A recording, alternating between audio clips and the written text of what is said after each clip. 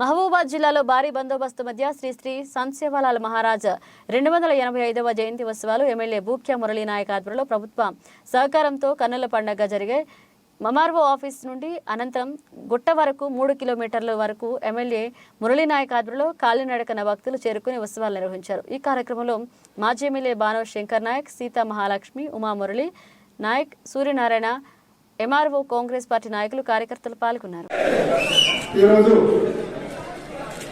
సంత్ సేవాలాల్ మహారాజ్ గారి 285వ జన్మదినం కాంగ్రెస్ పార్టీ ఆధ్వర్యంలో అధికారికంగా ఈ కార్యక్రమాన్ని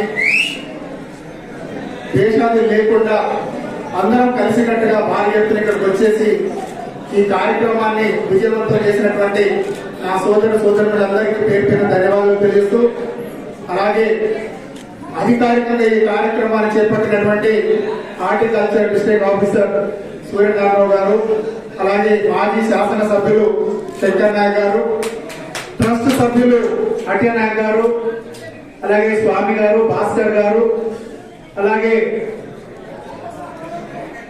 డాక్టర్ నెహ్రూ గారు, మనకి ఇక్కడ ఎటువంటి శ్రద్ధ చూపకుండా కేవలం ఏదో వస్తున్నాం, విజయవంతమైన ర్యాలీ తీస్తున్నాం, ఇక్కడికి వస్తున్నాం, భోగు బండారం చేస్తున్నాం, పోతున్నాం, 10 సంవత్సరాలైంది, ఏ రోజు కూడా ఒక అడుగు వేసి మనం గుడిని నిర్మిద్దాం, మనందరం కలిసి తలకు చేద్దాం అని చెప్పేసి ఏ రోజు వాళ్ళకి ఆ మనసు రాలేదు।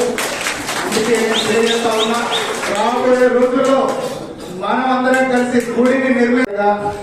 ఎప్పటిలాగానే గత ప్రభుత్వం అధికారికంగా చేద్దామని చెప్పేసి బాట వేసింది, అదే బాటలో ఈసారి మన ప్రియతమ నాయకులు ముఖ్యమంత్రి ఎమ్మెల్యే రేవంత్ రెడ్డి గారు కూడా కాంగ్రెస్ పార్టీ ఆధ్వర్యంలో అధికారికంగా చేద్దామని చెప్పి ఒప్పుకోవడం నిజంగా కూడా చాలా అదృష్టకరమైన విషయం।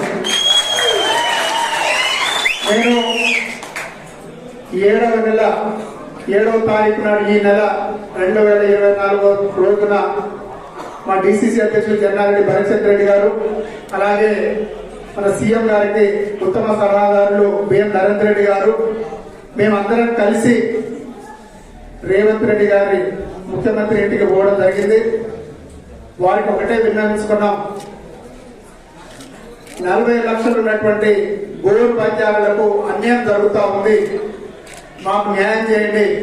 ఎందుకంటే జరిగినటువంటి గత ఎలక్షన్లలో బంజారా సోదరులు ఏకపక్షంతో ఏకవాక్యంతో ఎక్కడైతే బంజారా సోదరులు అధికంగా ఉన్నారో అక్కడ కాంగ్రెస్ పార్టీ 50,000 పైచిలుకు మెజార్టీతో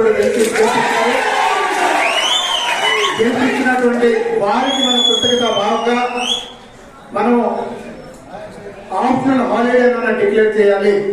ఎందుకంటే ఇప్పుడున్నటువంటి మన గత పాలకులు అనేక మార్లు వారి ప్రభుత్వాన్ని విన్నవించుకున్న పెడజీవన పెట్టడం మనకు తెలుసు। కాబట్టి ఈసారి మన ప్రభుత్వం సానుకూలంగా స్పందించి ఆప్షనల్ హాలిడే ఇవ్వడం అనేది మన రాష్ట్ర చరిత్రలో ఒక అధ్యాయం।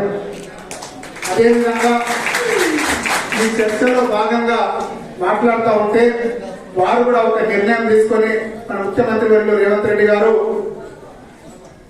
అసెంబ్లీ